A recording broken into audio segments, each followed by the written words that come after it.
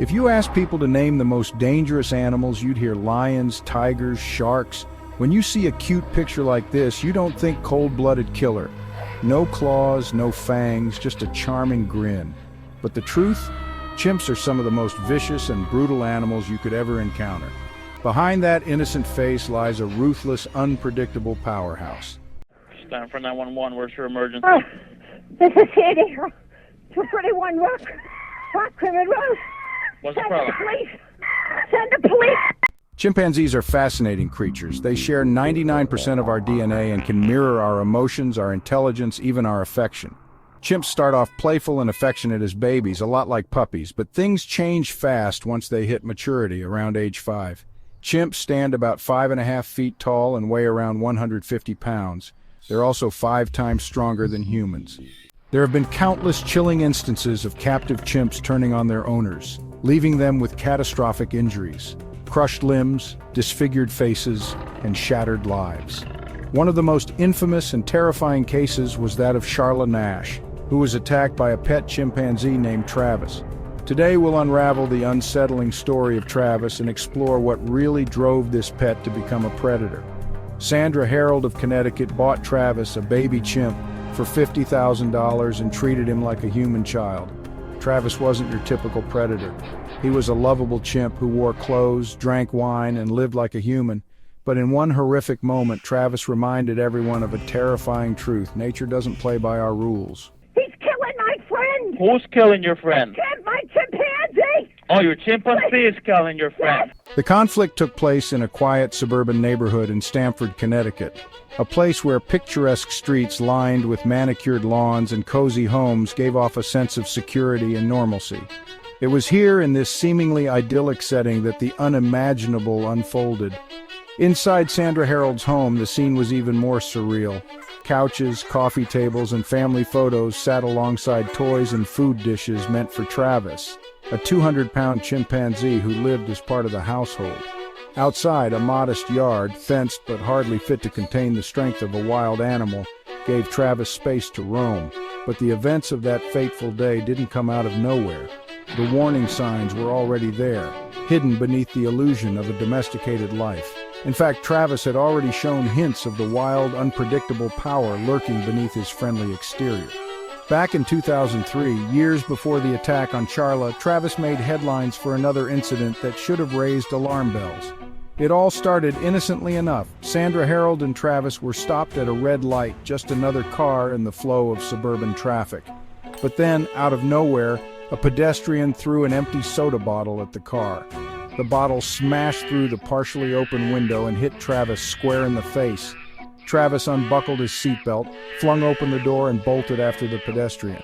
The street transformed in an instant from a quiet intersection to a war zone as Travis, with all the speed and strength, chased the man down. He missed his target, but the damage had already been done. Now it wasn't just a freak accident. The situation spiraled out of control.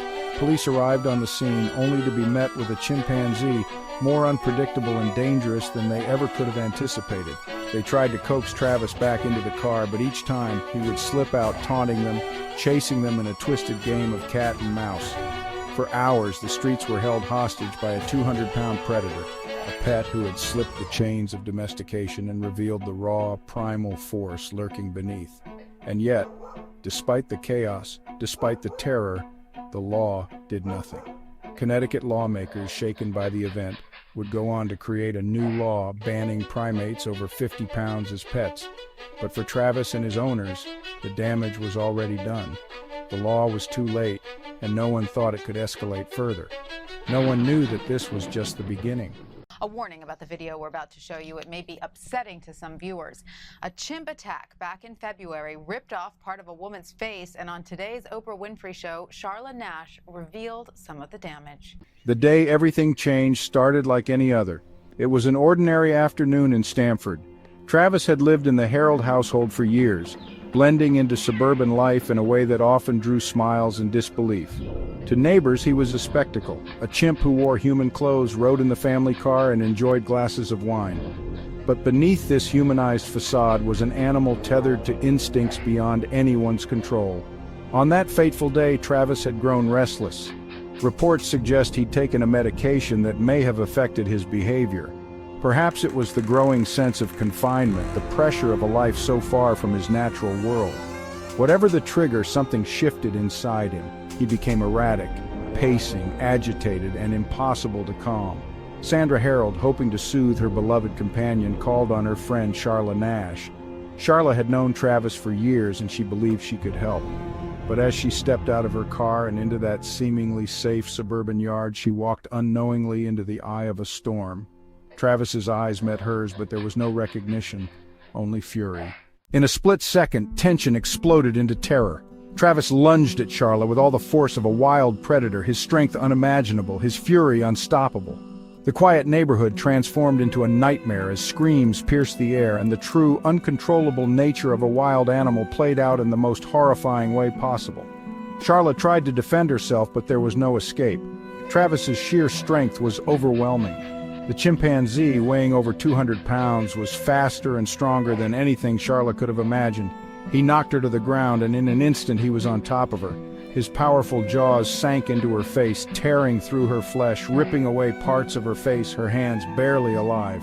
From Sandra's perspective, it was a nightmare come to life. She screamed for help, desperately tried to pull Travis off Charla. She hit him with the shovel, even stabbed him with the kitchen knife a few times. He wasn't the pet she thought she knew. He was a wild animal who had snapped, his instincts taking over. She had loved him, treated him like family, but in that moment she was powerless. Meanwhile, Charla, trapped under the weight of Travis's violent attack, fought for her life. And he ripped her apart. He ripped what apart? Her face? Everything. Her screams were desperate, her body barely able to move as the chimpanzee's strength ravaged her. The attack lasted for several minutes, though it felt like an eternity. Every second felt like it might be her last. The sound of sirens eventually reached the scene.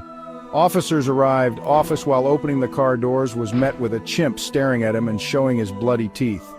He launched at the officer, who quickly drew his gun and killed Travis. Rampage finally ended. But by then, it was too late. Charla had already been left with injuries so severe they were almost unimaginable. Her hands, her face, and her sight all lost in that brutal encounter. But somehow, against all odds, she managed to survive. Oh, the hat comes off. Yep. Okay. All right. So the veil is lifted. You know, many people around the world want to get a picture of you. It wasn't just an attack, it was a moment of sheer terror, a violent reminder that no matter how well an animal is treated, there's always a line that can't be crossed. Charla survived, but her life would never be the same again. The world watched in horror as the true cost of keeping a wild animal as a pet became tragically clear. I've come a long way. She sure has. And if you know Charla Nash, you'd expect nothing less, despite a recent setback. Doctors discovered that your body seemed to be rejecting the face transplant. Can you tell us what happened? Well, this one biopsy said a slight rejection. Conflicts like the one between Charla Nash and Travis the chimp don't happen in a vacuum. They are the result of a complex mix of factors, many of which are rooted in human behavior. In Travis's case, his violent outburst was not simply the act of a pet gone rogue. It was a culmination of years of being raised in a way that ignored his natural instincts and needs. While Travis had been raised like a human, living among people, he was still at the core a wild animal with primal instincts that couldn't be tamed by affection or human training. One key factor in these types of conflicts is habitat encroachment. Animals like chimpanzees, who are highly social and intelligent, are not meant to live in human homes. When we pull them from their natural environments and force them into human spaces, we set the stage for disaster. Chimpanzees are creatures of the wild, their behavior shaped by the need to establish dominance, protect territory, and engage with others of their kind. When placed in an artificial environment without these outlets, it can lead to frustration, stress, and violent outbursts, especially as they mature. Food scarcity is another issue that can contribute to aggression, particularly in wild animals that are forced to adjust to a human-made routine. In the case of Travis, his diet and environment were controlled by Sandra, but as an intelligent primate, he still had urges that couldn't be satisfied by human food or attention alone. In the wild, chimps forage, hunt, and engage in social behaviors that provide mental and physical stimulation. Deprived of these, their behavior becomes unpredictable. Human behavior also plays a huge role. The desire to domesticate wild animals, to treat them like pets or family members, can be dangerous for both the animal and the human. As seen with Travis, owners may overlook the signs of aggression or stress in their exotic pets, often because they treat them as members of their household. But these animals are not domesticated, and no amount of training can erase their wild instincts. The 2003 incident with Travis, where he ran loose in the streets after being startled, was a stark warning. But despite that, Travis continued to live in the same conditions until the tragic attack on Charla. By ignoring the risks, the people involved put everyone in harm's way.